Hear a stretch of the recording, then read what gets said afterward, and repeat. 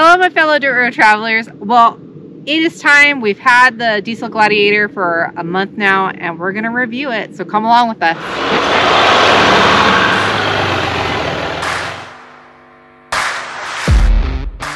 All right, guys. Like I said, we are going to review our Diesel Gladiator. She is an AEV package. We've had her about a month now, and we've done some pretty serious wheeling in her. We've taken her down to Sand Hollow. She has been to Nevada to the Rocky Gap Road Trail. She has done a few trails here in California, our home base. But she didn't always start life as an AEV Gladiator, right, Nate? Right. This is a 2021 Jeep Gladiator with the 3.0 Eco Diesel. And it's a Rubicon edition, but it's kind of a base model Rubicon. Yeah. It does have the nicer display in it, but it doesn't have the LED headlights. It had cloth interior originally. So it wasn't one of your top-of-the-line Rubicons. It started life as kind of a base. And from there, it was sent over to AEV, and they worked their magic. Oh, yeah. So we're going to start you off. We're first going to show you off the bumper and the bumper setup that they changed on that. Okay, obviously, this is not the stock Gladiator bumper. This is the AEV RX front bumper. And it has an upgraded lights that are the 7000 series LED lights. These things are freaking bright, especially since, I'm just going to point it out, we don't have the LED headlights, and these guys suck. come on Jeep, just make the LED headlights standard. These headlights are terrible. If you guys are buying a new Jeep, and I'm not saying you need to upgrade to the lighting package to get the LED lights, because I know it's really pricey and it usually includes other features that, in my opinion, you don't really need. But get rid of these headlights because they're terrible. They're like just a warm yellow, and to see at night, like, I don't have the best night vision. I can't see with these lights. So these are going to be on our upgrade list later. But back to the bumper. It also has the AEV front skid plate on it with a Baja light underneath it, which is another great feature when you're off-roading, especially if you're on the trail and it's getting dark and you need to see those rocks in front of you. I love the Baja Designs light that they have down here. My favorite part is that it is uncovered, and because it's lower than the normal headlights, I believe legally, even in California, it can stay that way, which is great because these headlights are so terrible. Like I'm talking about, if you don't have cars around you, you can at least turn on that light and be able to see where you're going. Oh yeah, and the covers are extra too. These are an extra feature that AEV offers, which I really recommend because when you're off-roading, rocks fly like crazy, and these are freaking nice lights. So definitely want to keep those protected. They are a little hard to get on and off, but you don't want them just falling off when you're off-roading. Nate, can you take one off and kind of show? All right. See, not too bad. No, they're just hooked with little plastic clips, so they're a little bit tight. The whole cover itself fits tight, which I like because eventually these clips probably will break. I hope they don't. I hope this is good enough material, but I could see with the sun damage eventually they might have a problem. We might have to do an update video later on, which we will do another one probably in about 6 months, I think. Do another one update on how this Gladiator is holding up. Absolutely. Okay, Nate, let's talk about suspension. What has AEV done to this? So it has a 2.5-inch lift from AEV. It has Bilstein shocks that are made specifically for AEV. Kind of wish they had a reservoir shock, but it has the standard shock. I think AEV does have some upgraded shocks and different things, but we were lucky enough to find this thing pre-built the way it is. Yeah. So we didn't get to pick our options, which we'll talk about a little bit what we would have changed to. Yeah, this was so far the best off the lot we could find. Now, we did have help picking this. We let all our viewers and the people on Instagram pick this vehicle for us, but we are super excited to have it. Oh yeah. And they did something a little bit different with the axles, right? We have an upgraded axle. Right. So because they went to a 37-inch tire and AEV wants it to handle, as close to factory as possible, having the bigger tires. They went ahead and changed the gear ratio from a 373, which comes standard, to a 456 gear ratio. So that's a big improvement, and I think that's partly why we're getting such good miles to gallon. That's helping, and we didn't lose any power from the diesel. Oh yeah. Okay, I was going to save this to last, but we're talking about the axles. We are going to try it out. I think we're going to change the tire size. Now, it came standard with 37s on it, BF Goodrich. They're all-terrains, if anyone's wondering. I think we're going to upgrade these later. I think we're going to try to see if these axles can hold a bigger tire. What size? Yeah, I'm thinking that in the future we might do some truss kits in it, maybe some sleeves, and try to go to maybe a 40-inch tire. It would give us a little bit more clearance too. That's another thing. We're not just overlanders. We do a lot of rock climbing in this vehicle, and we're really going to put her to the test. So as she is right now, she's handling awesome. She's doing amazing, but we want to push her just a little bit more. And I think if we do go to a bigger tire, it's going to give us a little bit bigger of a lift, and we might be able to try some harder trails with her. Yeah, I mean, the plan never was to leave this thing entirely the way it is. I think we will do some improvements in the future. Definitely, like Fawn was saying, tire size. So as we're on the topic of wheels. Okay, so this has the AEV, I think they're called the Savegree 2 wheels, which we love the look of these wheels. Oh, they look bad. When we walked up on this thing on the lot, the wheels just stood out. The round open slots, the big openings. Yeah. We were super stoked on the way the wheels look. We knew though, looking at them.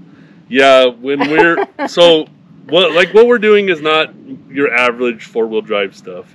Obviously, we took it with 50 miles on it and ran a Black Diamond Trail out in Nevada, Rocky Gap Road, and right away we hit all four wheels. But I mean, these wheels just have no protection from the rocks. I mean, you can see already they're getting scuffed up. This is probably one of the best wheels on here. Yeah. My biggest complaint is that all these lips on the wheel, they just stick out way too far. And when we're doing the stuff we're doing with it, they just catch rocks. So I think when we change stuff, we will go to probably a beadlock wheel first off. And I know AEV does make them. So if you're ordering your AEV package and you get to select things, this is definitely one of the things that we would have stayed away from for the wheeling that we do. Yeah. We would have went to a beadlock wheel for sure. Now for overland, I think this one might be okay. I think you're not going to scrape it as much as we are. Depends on how you're overlanding, I guess. Yeah, most people aren't going to put this thing through the abuse that we have already in the first month, and we're going to continue to put it through. Yeah. Let me show you one of the worst wheels and what we're kind of talking about. All right, guys, so this is what we are talking about. The front fascia of it sticks out pretty far. These rings stick out a little bit too far when you're rock crawling. Let me give you a close-up. Yeah. So we've got some major chunking coming out of the wheel itself. And on, of course, the outer, you're going to road rash this no matter what, I think. Right, Nate? Yeah, it just would be nice if we had more of a beadlock style wheel. Well, it's not AEV's fault. It's designed to look really good, and it does. It is a good looking wheel. But I don't think this wheel is designed for what we're doing with it. So obviously, we're going to upgrade at some point to a beadlock style wheel. And we'll see what AEV has, because it would be nice to keep their wheels, but no guarantees on that. We'll see what's available. All right, so obviously the wrap is aftermarket. This is the only aftermarket thing we have done to it, and we're going to test it out. I think we're going to try to keep it the way it came off the lot for a year. That's my goal. We're going to add a few things here like we talked about. We're probably going to add the lighting. Yeah. It just sucks. Headlights for sure. Yeah. We're definitely changing headlights. We're looking at a bed rack. I think we might be going with Weston for that one. Right. They have a half rack that we really like. One of the guys we wheel with, George with Trail Militia, he has one on his Gladiator, and we're super happy with it. So yeah, we'll do a review on that one. We'll kind of talk about that one later, but I think that's the direction we are going to be headed in. Now, AEV did some other things to this Gladiator. I want to call them more the beauty features of this Gladiator. First off, they started painting the inside, the roof liner. It's not your standard white roof liner that most Jeeps have, and frankly, I dig it. I love the black roof liner. Oh, yeah, it looks so good. Oh, when yeah. you look inside this, it just makes it so much nicer. The white always looked cheap in the Jeeps. I mean, it always just didn't look right. And to be honest, our JK, we've got kids, and it just shows so much stuff on the top, and it is so much harder to keep clean. And when you're off-roading, let's face it, you're going to get dirty. Your vehicle is going to get dirty. And on that point, instead of having cloth seats, AEV upgraded the seats. Talk about freaking nice. We have upgraded leather seats with heating in them. And where we live at, we're close to the mountains, and it gets cold. We sometimes get snow at our house. And so the heated seats have been a huge upgrade. Yeah, before we get all the comments, it's cold for Southern California. Yeah. It's not cold for Minnesota. Yeah. We understand some of you guys live in a lot colder places, and you're laughing at us for needing seat heaters out here, but it is nice when it's 20 degrees in the morning, you know, and you want to get going to get an early start on the trail. It's nice to have some seat heaters. And let's face it, it's a Jeep. It doesn't have the best insulation. They run kind of cold, people. So we have the beautiful leather seats that's got the AEV logo on the headrest, which is absolutely gorgeous. They have also painted the dash to match the color, our blue color, which is pearl blue in it, which is fantastic. Yeah, hydro blue, I believe, is what Jeep calls it. So it is branded too. The AEV has changed some of the standard logos that you see on standard Jeeps.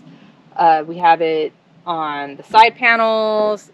We have the black stickering, the logos on the hood, on the back tailgate.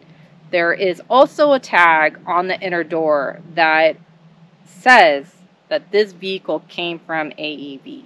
Right, on the right front door, passenger front, there's a tag inside the door jamb that's a VIN plate from AEV. So if you have a vehicle that's actually been built by AEV, it's going to have an AEV serial number and when they produced it and all that stuff, which is really cool. You get to brag a little bit and say you're part of the herd now once you got that little tag. Right. The grill up front is also painted. That is part of AEV's package. And the cluster in the Jeep is so freaking cool. I love it. I dig it. Yeah, it looks really good.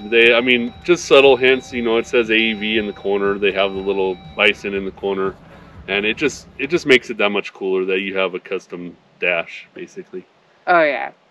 So far, overall, we love our AEV Gladiator. It is handling. It is performing. There hasn't been very many things that we have put it against that it hasn't been able to complete the task. The thing is amazing. Yeah, honestly, the only issues that we've had with it is when we picked it up from the dealer, it did have a door ajar light on, which totally wasn't an AEV problem. That was a Jeep problem. And I believe they just put a new door latch in the passenger door, and that took care of that. They did that at the dealer before we picked it up, and they had it all fixed and ready to go. In about an hour, I think. We went to lunch, and it was done when we came back. So that wasn't that big a deal. And then, obviously, being a Jeep, we cracked the windshield already. But we actually got that fixed. It was just a chip repair. So hopefully this windshield will last a little while. That's just a Jeep thing. I mean, the upright windshields, they catch rocks. Oh, yeah. All right, guys. So that is our full review of the AEV package. We've only had it for a month, but we are digging it. We are loving it so far. We think we're going to come back maybe in about 6 months and review her again and just see how she's handling, how she's upkeeping. We have some pretty big trails we're planning on doing. I think we want to try to hit Arizona this year, and I think we're going to try to hit Colorado this year as well. So she's going to be doing some more heavy wheeling, right? Yeah, we're going to take her some places. Definitely do some road tripping things and a lot more wheeling. So we're gonna put her through the test and let you guys know what we think about it. Yeah. So we didn't go on a trail, but as you guys know, we've got to do our outro with you guys. So we're tired, hungry, and dirty, and that's going to be the end of this dirt road journey. Thanks, guys. Bye. Bye.